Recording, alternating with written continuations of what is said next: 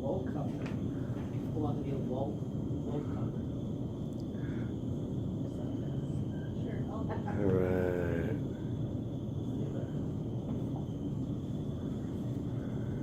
Okay, now I'm the first speaker is Mark Thompson. There's an intro right below there, right below under the podium. Look, come, June. This way. Look down. There you go. Underneath there. Underneath. Yeah, just read that. Okay. Thanks, Mark.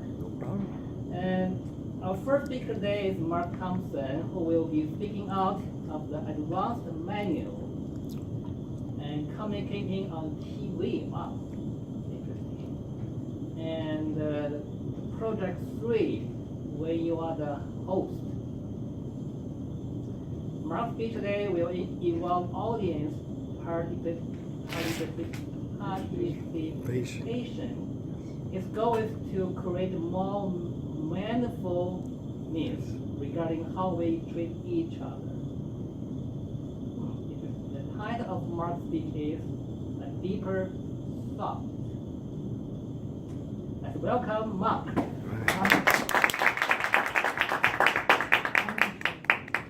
7 to 9 minutes. Oh, what is the minutes?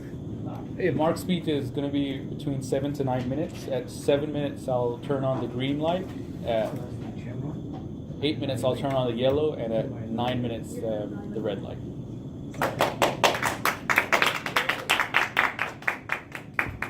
Good afternoon, fellow Toastmasters. One more time. Good afternoon, fellow Toastmasters. Good afternoon. Yes, it's a pleasure to be here today. It is a pleasure to be here today on our first inaugural Tuesdays with Toastmasters. So I'm excited to be here today. This is the first time and excited to be here today. And what comes to mind are Girl Scouts. Now, how many of you, when you think of Girl Scouts, what do you think about? Cookies. We have cookies for our guests, just to let you know. So cookies in honor of Girl Scouts. When I was reading this article the other day, and it made me have a deeper thought about this topic. And the article talked about little girls during the holidays, and you could apply this to young boys as well, that parents should not force relatives to hug if the young child doesn't want to hug. And I thought about it. Wow, that is a very interesting. And their thought is, as far as the Girl Scouts are concerned, is that, you know, many times you've heard this, well, go hug your auntie because she got you a gift. Go hug your uncle because he got you a nice gift. Well, the thought is down the road, it's saying you have to do, when someone gives you something, you have to do this. And it doesn't give that young girl or young boy an option. And I had to think about that. I thought, man, I wanted to have, you know, a deeper thought about that. When I was a young kid, I had this auntie, and I called her Jin Jin. Her name was Virginia.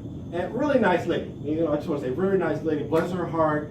Every time I went up to San Francisco, Jin Jin was there with my grandmother, and we always had a great time. But every time I, you know, came into her company, I had to hug Jin Jin. Well, I even hate to say this, but you know, Jin Jin didn't quite smell too fresh, and I hate to say that. You know, she had some moles, and as a fire girl, I was a little awkward, you know, and I thought about, you know, the Girl Scouts, and do I have to hug? Is it? I thought about that. I said, man, I have to keep a deeper thought about this.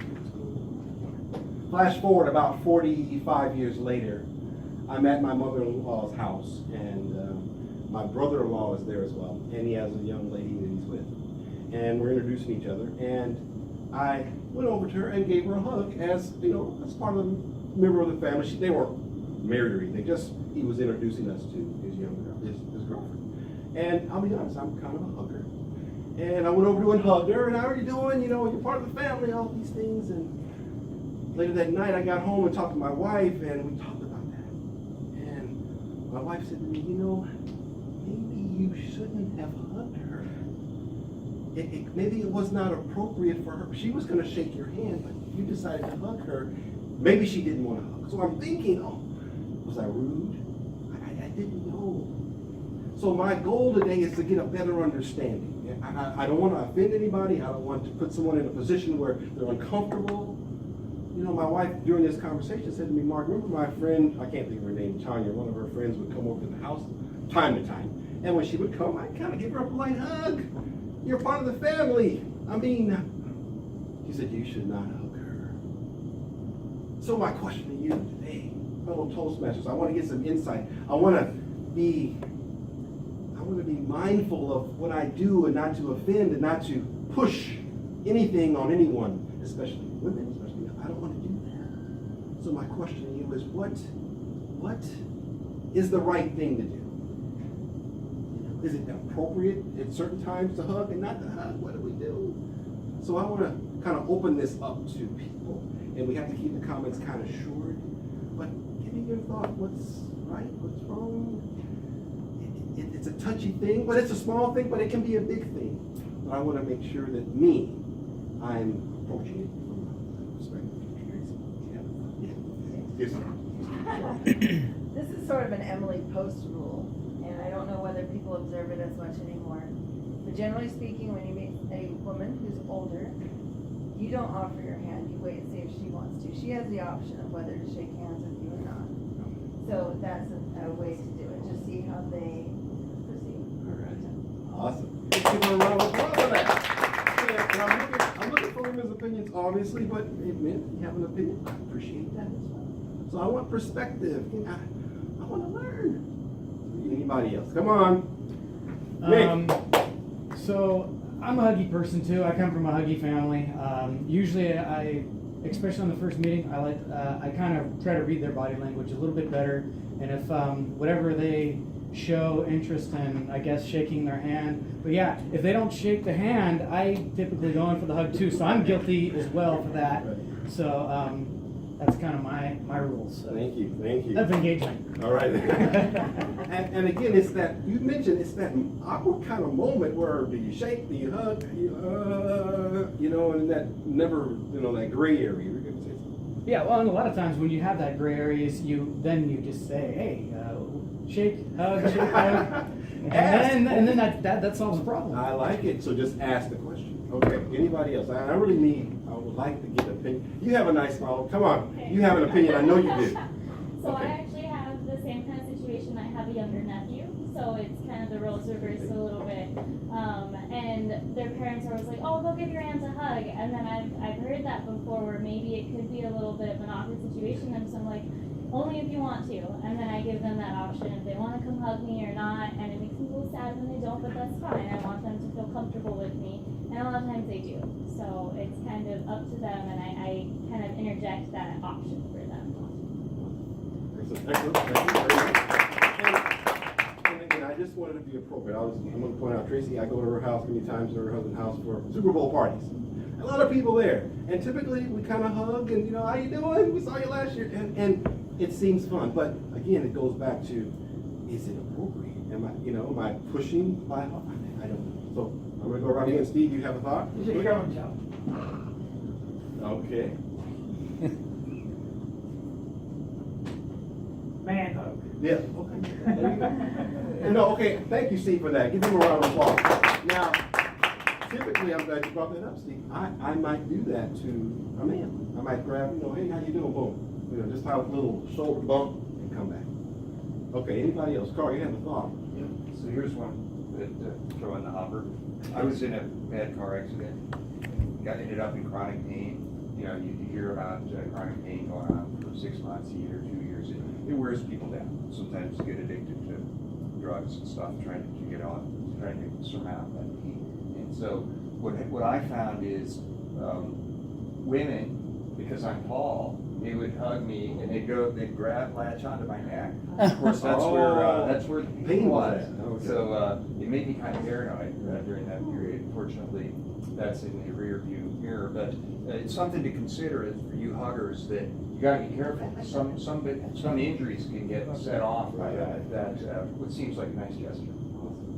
Very good. Thank you very much. I think we can squeeze in one more thought before the end here. Anybody else? I had a Why'd you comment. come on? Yeah. Come on. There's sometimes culturally there's different meanings for hugs, and culturally, I guess from my country, it means so very intimate and not friendly. So, Okay. and that's the way the people over there are raised and thinking what a hug means when they grow up. So I've lived in America now for over 18 years. So for me, a hug means something else. But I'm guessing someone who just moved from another country to here, to them a hug might mean something else.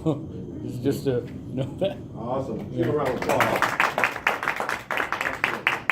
Again, my goal today is just to get some insight, and how to approach situations. I'm glad you brought up the cultural thing, because that's very important. Someone just moving here, that hug means something totally different. Yeah. Or and that's something I didn't know that. Yeah. I didn't know that. So that is really the goal of my talk today, is just to get some insight, not just me, but all of us. So when we approach this, and I have to say this as a male, I want to approach it from the perspective that I want to be mindful that I am not pushing my comfort or my hugging on someone who's not comfortable with that.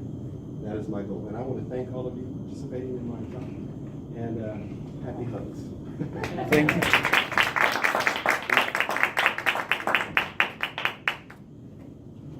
Okay, thanks, Mark.